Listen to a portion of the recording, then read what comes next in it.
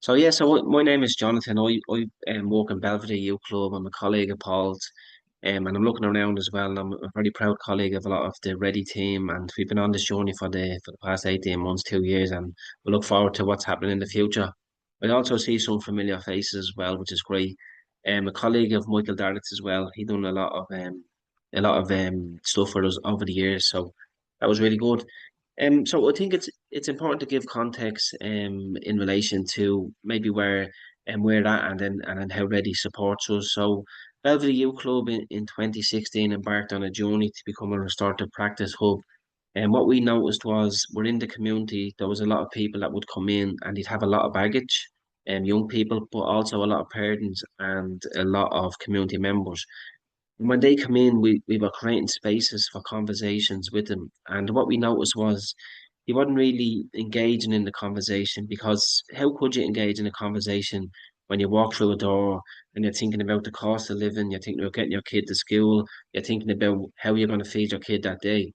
So we created a space where we had conversations with them and we tried to create a space that was warm and welcoming and they could feel comfortable. And that was through restorative practice. But what we noticed was when they were coming into the building, there was a lot of youth workers that was engaging with them from the onset. And then maybe the youth workers were coming in with a lot of that baggage too. So Ready gives us a great blend of restorative practice and yoga where we can support the staff to become grounded and support the community to become grounded so they can have conversations to unpack the trauma and then move beyond that and then start creating a space where they can sort of regulate themselves. So myself, Paul, and Jenny created a space where we had youth workers from the community come in and basically embark on that journey.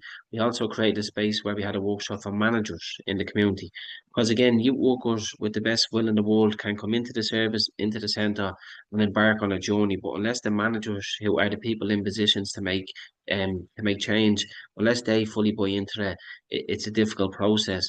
So what I've noticed from this journey is that a lot of the youth workers, when they started doing let's say the yoga practice, which is 50% of the ready practice, it was very alien to them. It was very awkward. They were closing their eyes. They were trying to become grounded, but it was nearly spiking them a little bit more. So in order to sort of push through that and to get them to where we needed them to be, we had to be consistent with our approach. So what we did was every time we met or every time we had a team meeting, we would start with a bit of yoga practice and a bit of restorative practice. So what we did there was we would come in initially and try and support the staff to become grounded, and then we'd ask them a question about that energy level 1 to 10, and then we'd have a question that would lead us in. So throughout the months, we found that the staff became eager to sort of have the check in with the yoga practice.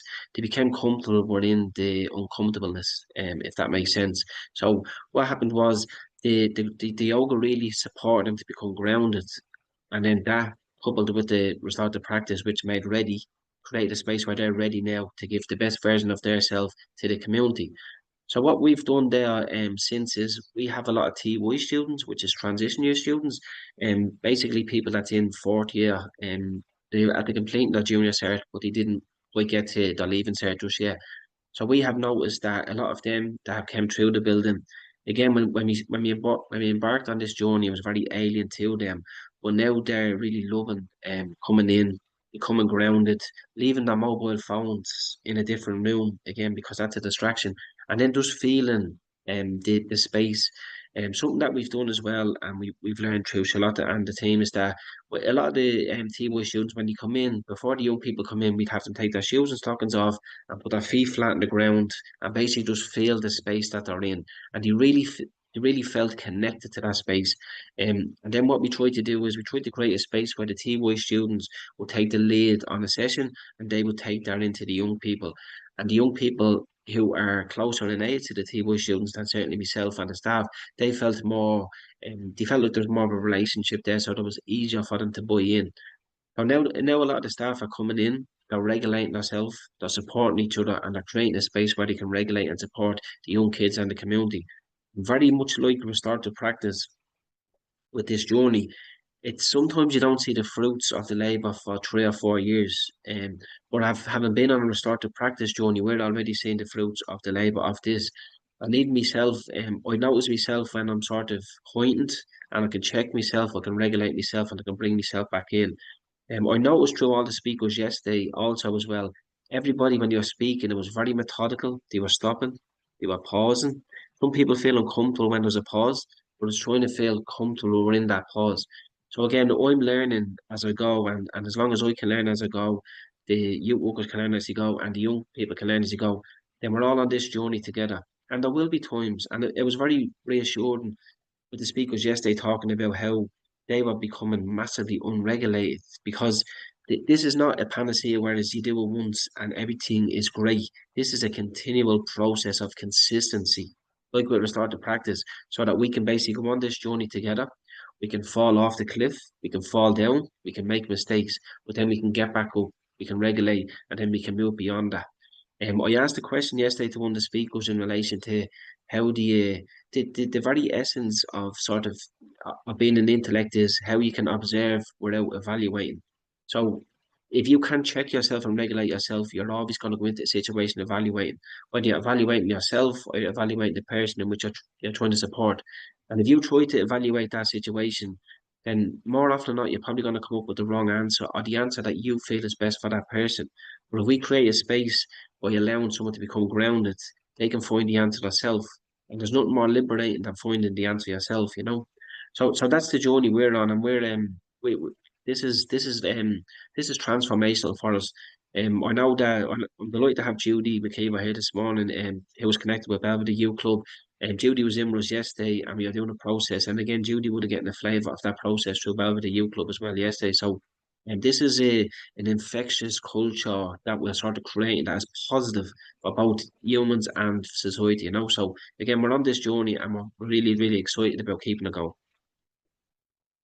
Thanks so much, Jonathan. That was great. That was great. I love the idea of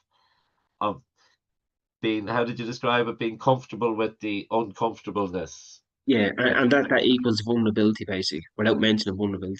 yeah, yeah. And you might just give us just we still have a few minutes. So if there's people have questions, do stick them in. There's the chat is there. If anybody has questions, please feel free to stick them in. But if just you might give us an example because I can picture some of the sessions in the early stages when we had the whole youth work team on the yoga mats, lots of uncomfortableness and you kind of taking the lead and it was kind of remarkable how that process worked because I think again we were relying on Charlotta, Anita, and Nina, Anita just as the kind of experts, but everyone was willing to kind of get stuck in and give it a go. But if you have any tips or for anyone else in terms of how do you get past that uncomfortableness, and then I Yeah, see Charlotta has a question then as well. So exactly. Yeah. So I think myself, Paul, and Jenny, who are really, really close, have a great relationship, and we'd like to think that we're very liberal and open. We embarked on that journey together, but it was still really, really sort of awkward and uncomfortable for us to get involved in that. And then myself and Paul were probably the champions at this at the moment. We did the I'm going to call it couples yoga, but that's probably not the right phrase. But we did purge we were yoga, purge. third yoga, thanks, Paul. So we were lying on top of each other, we were carrying each other, and we were holding each other. But it's that trust that we had. So what I try to do is if you can be consistently consistent and you role model the practice, that's when people get beyond that. If you ask someone to do something that is alien to them. It's like that at the start, but if you have a relationship and they trust you and they buy into that, then they're more inclined to sort of go beyond I'll try this once to appease Jonathan, then I'll move beyond that, you know? So that's what we noticed, Paul. So consistently consistent and keep role model and being true to yourself. It might not be for everybody, and that's okay. But you're not just doing it for the sake of doing it, you're doing it because you believe in it. And I think when people see that, they buy into it, you know?